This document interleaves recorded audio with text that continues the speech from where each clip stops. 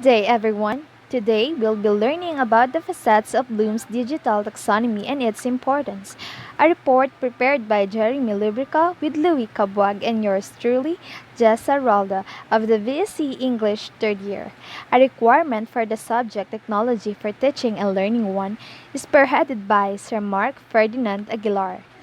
But before we dive into it, we are hoping that you are all fine. Do you mind us showing your beautiful smiles before starting the lesson? Great! To start off, have you heard about Bloom's taxonomy? Can you tell us something about it? Brilliant! A quote from Andrew Churches states that you cannot understand a concept if you do not first remember it. Similarly, you cannot apply knowledge and concepts if you do not understand them. Meaning, your understanding can only go as far as your memory can serve you, and you will only know how to apply a certain idea depending on your level of understanding. In this sense, we can infer that a task can only be done if we have the knowledge to do so. Otherwise, we may not be able to accomplish the task correctly, which may lead to an erroneous output. Bloom's digital taxonomy deals with how we can integrate the revised Bloom's taxonomy with technology. It focuses on the quality of the process and product. The advantage is that the user is in control. This can also be thought of as the process of the student creating a personal learning environment. Since the integration of technology is becoming a requirement in the education sector, it is an eventuality that more and more deals should be adopted with it in order to produce desired outputs that are in line with the ever-changing facets of technology. For example, the Bloom's taxonomy decades ago only focuses on the outputs that are made traditionally, like creating an artwork with the use of physical art materials or a class presentation of a literary piece on a stage or in front of the class with costumes. The modern concept of Bloom's taxonomy now integrates modern devices in the process, such as using digital tools on the computer or filming with the aid of cameras and other modern equipments that can then be presented over and over again and change. The earlier concept of Bloom's taxonomy sees how a learner had able to perform certain tasks with just the basic tools available at that time. Now, the ability to use modern tools is included in rating the performance of the learner. These and other concepts of Bloom's taxonomy will be tackled in the preceding slides. The Bloom's digital taxonomy has three psychological domains with focuses on each aspects of child learning. Cognitive, that refers to the processing of information. Affective, which deals with attitude and or feelings of a child towards knowledge. And lastly, psychomotor, that focuses on the physical skills of the learners. It is hierarchical like other taxonomies, meaning that learning at the higher levels is dependent on having attained prerequisite knowledge and skills on lower levels. In its simplest terms, one cannot really go a high level higher of intelligence if he or she was not able to complete the required amount of knowledge to start with. For example, a child will never know how to compose a poem with figurative languages unless the child knows or understands basic grammar rules. Just a little background though. In 1956, American educational psychologist Benjamin Bloom developed a taxonomy of learning objective as a structure to understand the learning process. His taxonomy progressed from lower order thinking skills to higher order thinking skills. According to his research, educational setting and home environments can foster human potential, and this concept has since transformed education increasingly and has been adopting the changes in the teaching field, especially the present era where modern devices are becoming a vital part in achieving holistic learning, thus evolving into Bloom's digital taxonomy. In 2008, as an answer to the rapid change in modernization, Andy Churches developed Bloom's original concept of educational objectives into a concept that would greatly integrate modern methods and devices, yet still fully and considering Bloom's ideas. This will be of great help knowing that change is an unstoppable reality. By conforming to it, holistic development of the learners will still be possible. More than being able to adapt to the fast paced environment driven by modernity which bring us to its purpose. Inform. To inform instructors of how to use technology and digital tools to facilitate students' learning experiences and outcomes. This includes the operation of various devices such as overhead projectors, computer aided by presentation and online or digital tools like Google Classroom, online video conferencing, and computer programs and softwares. Expand. It aims to expand upon the skills associated with each level as technology becomes a more ingrained essential part of learning. For example, from the use of multimedia presentations for lesson discussions on lower grade levels to creating various documents and software operations on higher level when the lesson is about Microsoft Excel operations or programming languages. More than being able to teach these lessons verbally, it is very important for teachers to make the learners see how the lessons are being applied in their reality. Next is transform.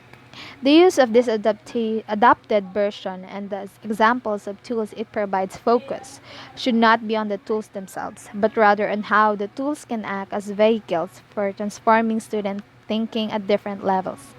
In other words, the modern concept of Bloom's taxonomy reiterates the appropriate uses of technology, devices, and platforms in ensuring holistic development of learners as tools, but should be wary about being too dependent on these things. Next is encourage. One attention of the taxonomy was to encourage teachers to design instruction that ask students to think in increasingly complex ways. Originally designed for K 12 education, Bloom's taxonomy now also is used to improve employee performance. In this sense, the digital taxonomy aims to make the learners think of more possibilities aided with technology so that their imaginations and intelligence won't be limited to what's handed to them, rather, to see things in other perspectives as technology becomes the doorway to another limitless dimensions. For example, traditional learning can only give us as much information about certain topics that it becomes stereotypical. However, in the advent of technology, it had opened various doors about certain topics that it gives us new and ingenious ways in making one. In art classes rather. We can only do one or two ways of origami, but if integrated with video clips straight from the internet, we can know that there are almost 100 ways to make origami.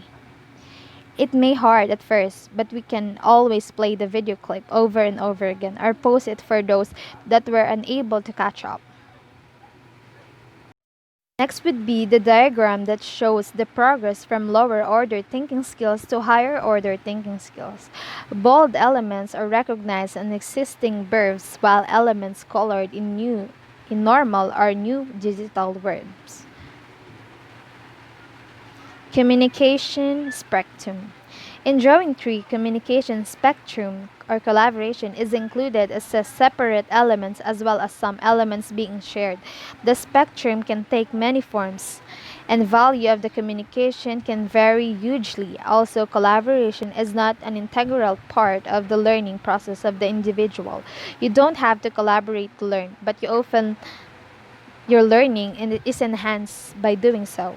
Collaboration is the 21st century skill of increasing importance and one of is used throughout the learning process. In some forms, it is an element of Bloom's, and in others, this is just a mechanism which can be used to facilitate higher order thinking and learning. So these are the Bloom's digital taxonomy: remembering, understanding, applying, analyzing, evaluating, and creating. Would be the Bloom's digital taxonomy activities with digital tools.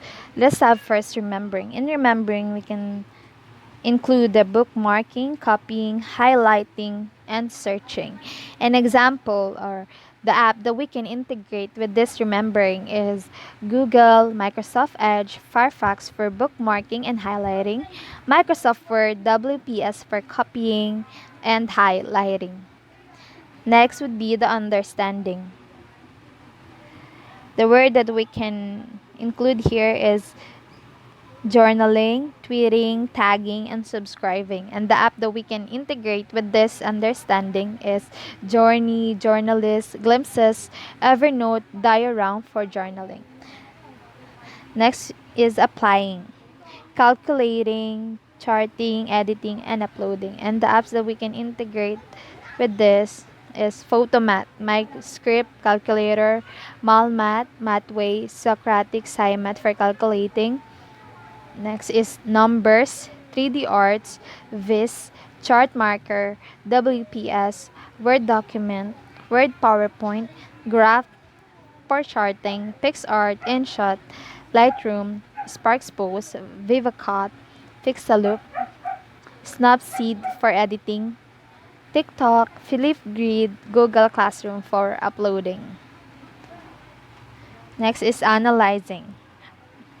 Mind mapping, surveying, linking, and validating. This would be evaluating.